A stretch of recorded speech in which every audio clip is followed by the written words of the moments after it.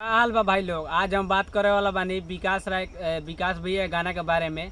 और गुंजन भैया उनकर गाना चुरा ले बड़न। तो आज उहे लोग के पेले वाला बानी। तो ये भाई लोग ये वीडियो दिल बना ले के बनाना, गाड़ पर ना लाड़ पर कहीं नहीं खेले के देखे के बा और हंस के भूल जाए के बा। तो भाई लोग देखा तनी कि मतलब गुंजन सिंह विकास भैया गाना चुरा लेता रहन और उठा के गा देता रहन मेन मतलब गाना, और सेम गा देता रहन। तो मतलब देखा तारा बड़ बड़े स्टार गा देता लोग उठा के, छोट कलाकार के कोनो वैल्यू के नहीं के। तो कहल चाहता नहीं, गलत बात बा भाई लोग। गुंजन सिंह के और मतलब विकास भैया के, विकास राव के गाना चोरी भेल बा। तो आज गुंजन सिंह के पेले वाला बानी। तो वीडियो में अंत से शुरुआत से लेकर अंत तक जुड़ा रही लोग। और भाई लोग दिल बना लिए लोग, सिर्फ मनोरंजन खातिर वीडियो बनाता। और अच्छा लगे तो लाइक सब्सक्राइब करिए लोग। और चलो लोग बिना कोनो लड़ लहसुन के वीडियो स्टार्ट करो। कहते हैं गुंजन सिंह जी, उन्होंने कहीं ना कहीं ट्यूनिंग ही नहीं चुराया, पूरा शब्द ही चुरा लिया है विकास राव। वो एक अलग तरह मीडिया वाला भैया कहता रहन कि गुंजन सिंह जो है मतलब विकास राव भैया के जो है गाना, उसका मतलब गाना नहीं पूरा ट्यूनिंग चुरा लिया है।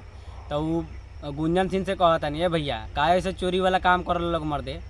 अच्छा मर्दे नया नया गाना गावल, दूसरा गाना चुराला से का फायदा बा मर्दे, कुछ मिले वाला बा, कॉपीराइट मिली।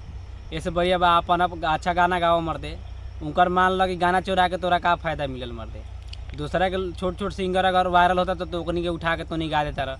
खेसारी भैया गा देता रहन, पवन सिंह तो ना गावलन, लेकिन जितना भी साला बड़का स्टार बा उ गा देवेला पवन सिंह के छोड़ के। तो मतलब इनकर तोर गाना उठा के का फायदा बा गावेला के मर्दे। तो अच्छा गाओ लोग मर्दे, दूसरा के ट्यूनिंग मतलब अच्छा गाना गावे लोग, दूसरा के कॉपीराइट गाना उठाए का फायदा बा गावेला के हो। मतलब छोटे सिंगर के मतलब आगे ना बढ़े थी बोलो का सेव करो। तो बताइए, एक अगर छोटा कोई कलाकार गाता है तो वो एक अलग बात है। तो विकास भैया कहता रहन कि मान लीजिए छोटा कलाकार गाएगा तो वो अलग के बात है। वो तो चलो छोट कलाकार गाता कोई बात नहीं, कही बड़का बड़का सिंगर के गाना उठा के या गैला का फायदा बा मर्दे।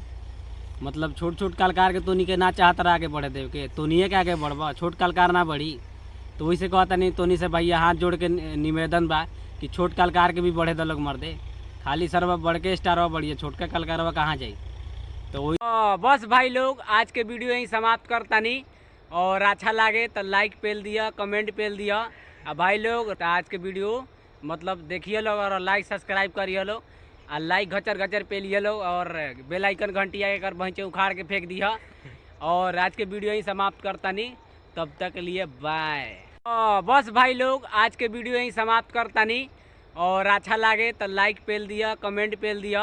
अब भाई लोग तो आज के वीडियो मतलब देखिए लोग और लाइक सब्सक्राइब करिए लोग, और लाइक घचर पेलिए लोग, और बेल आइकन घंटी आके कर भैंचे उखाड़ के फेंक दिया। और आज के वीडियो ही समाप्त करता नहीं, तब तक के लिए बाय।